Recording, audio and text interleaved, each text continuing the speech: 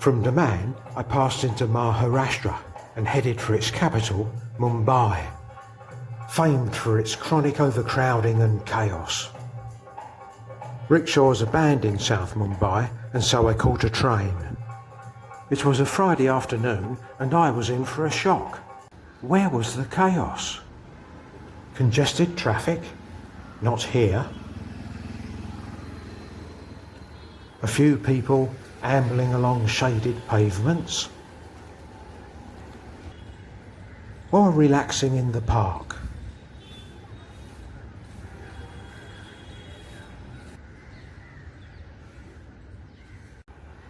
There's no shortage of grand colonial architecture and a palatial railway terminus. This is just the ticket hall.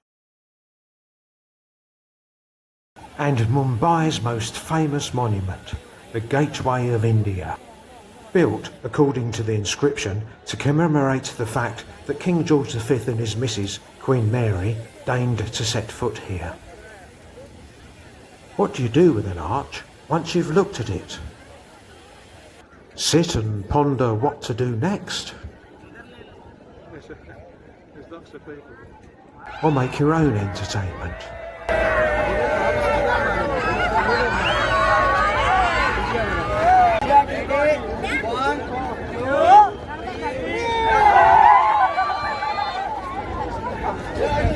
The famed overcrowding must be in the northern part of Mumbai, because the biggest jostle for space that I saw was along the seawall to watch the sunset.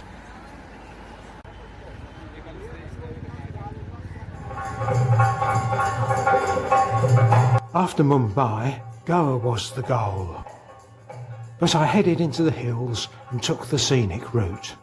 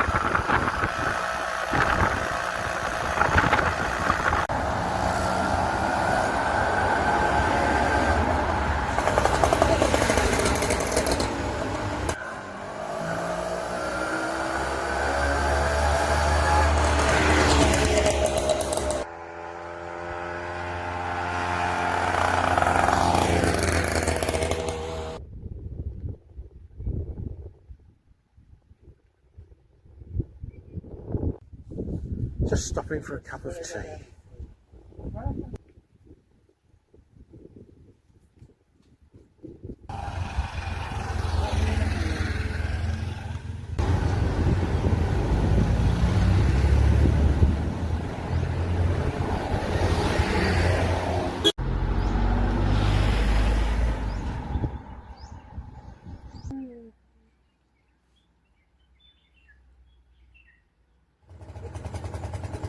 In the former Portuguese enclave of Goa, I headed for its capital, Panjim,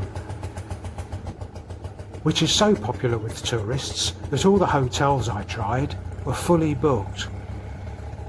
But I found a bed for the night in a working man's dormitory. And if you're wondering what happened to your hopes and dreams, I hope they didn't end up here.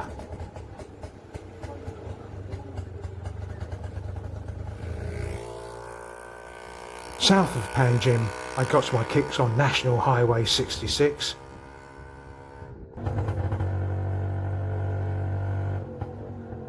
Before motoring west along the side roads to the coast.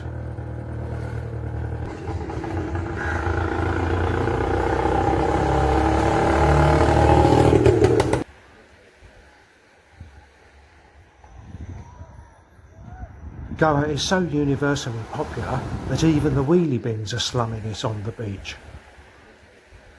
Of course, the selfie queen is here, along with romantic couples and all that want to roast their rump in the sunshine.